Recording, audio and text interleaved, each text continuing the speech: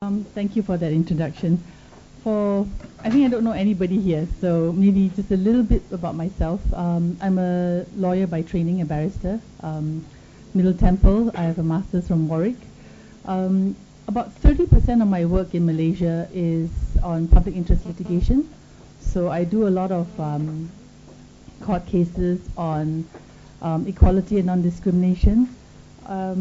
Also on issues of the freedoms of association, assembly, and speech.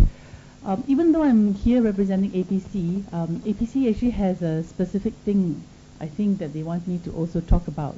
So I'm going to move slightly away from internet rights per se and speak about something which India is going to go through for the second time in the month of June, and that is the Universal Periodic Review. Can I just have a show of hands, like maybe how many people actually know about the process in the UN Human Rights Council, this thing called Universal Periodic Review? Okay, not very many. So maybe I should just talk a little bit about that first, and how that actually can impact your work on trying to advance internet rights in Malaysia, in India. So this thing called the Universal Periodic Review, or the UPR, happens to all member states of the UN. So once every 4 years, there will be a new cycle. So we've just completed the old cycle, and then the second round is now being held, right?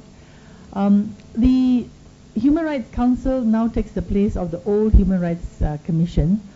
The whole UPR process is a very, very political process, because the people who sit in the council are the UN representatives of each country.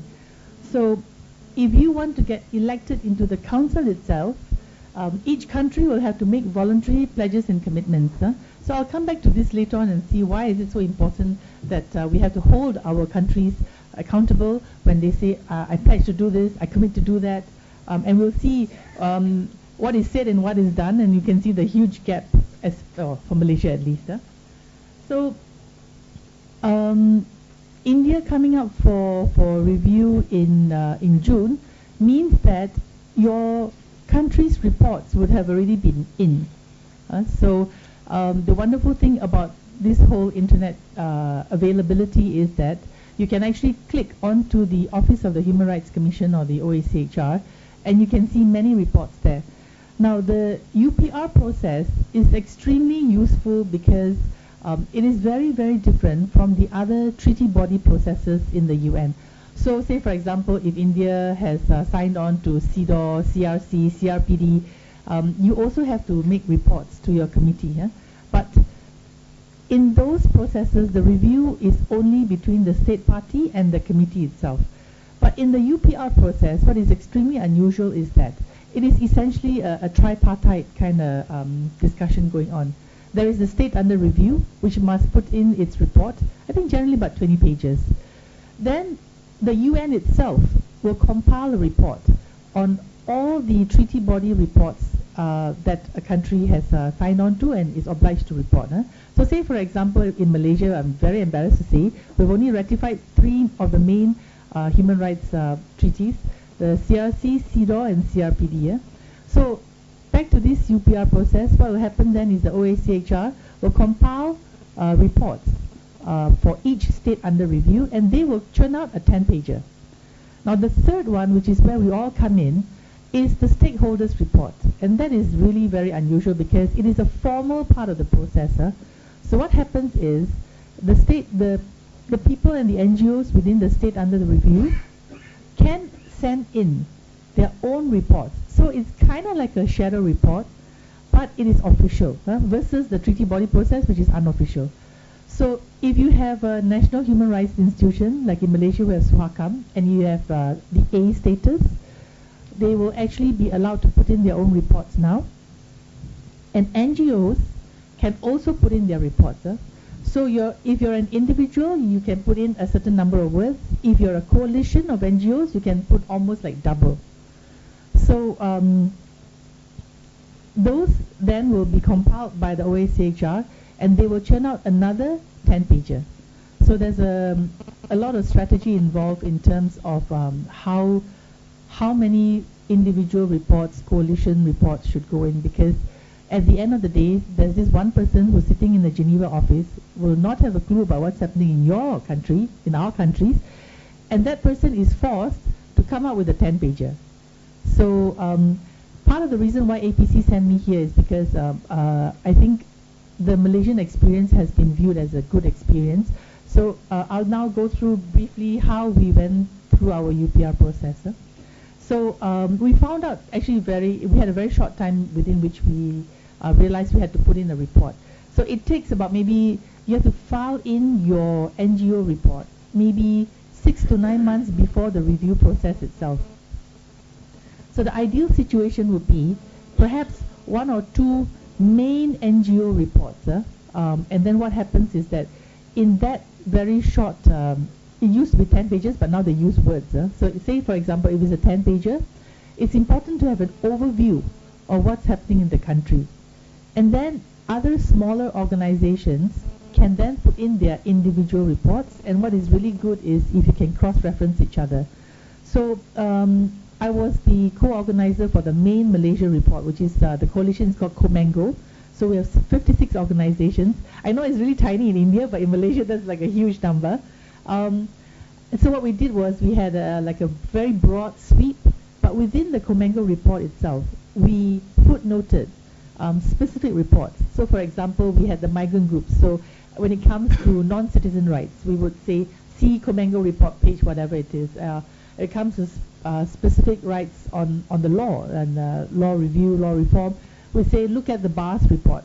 So in that way, we tried to cover as many issues as we could, purely because of the space constraint. Now, that's just the one process. Because for India now, it's a bit too late to do too much because your report would have already been in. But I don't know whether, Osama, you guys are thinking about doing something which is really important, which is a diplomatic briefing. Even then, we are also told that diplomatic briefings should happen like maybe 3-4 months before the review itself. So whilst it may be very close now, perhaps you can even just have a small group of diplomats being briefed about internet rights specifically. Because what we did was we actually had the diplomatic briefing for the diplomatic corps in Malaysia. So being in Delhi, I suppose, is wonderful because I think they're all stationed here. So what we did was that we talked about our reports, which is really important because the representatives in the Human Rights Council itself will always refer to the representatives in the particular country to ask the questions of, is this report correct? What kind of questions should we ask the state under review? What kind of recommendations should we give? What kind of commitments should we ask from the state under review? So the diplomatic briefing is really important.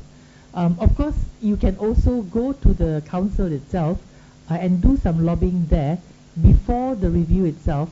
But that, of course, is of a very limited use because whatever questions that they're going to pose during the review process itself would more or less be set already. But you can always, if you meet friendly countries and friendly diplomats, then they may be more open to telling you what kind of questions are they going to ask, what kind of commitments are they going to ask from the state under review. So it's not that it's not worth going, but then it's of less use when you're there versus when you're still in Delhi and you can do more of the lobbying here. When you come back, it is actually even more important then for you to have another briefing of the diplomats, because like I said before, it's a very political process. So it has its uses, but also for many NGOs, they all decide that it's not worth putting too much of an effort to this very political process. But it's important in countries like Malaysia that postures itself as a moderate Muslim country, world leader, blah blah blah, all of that.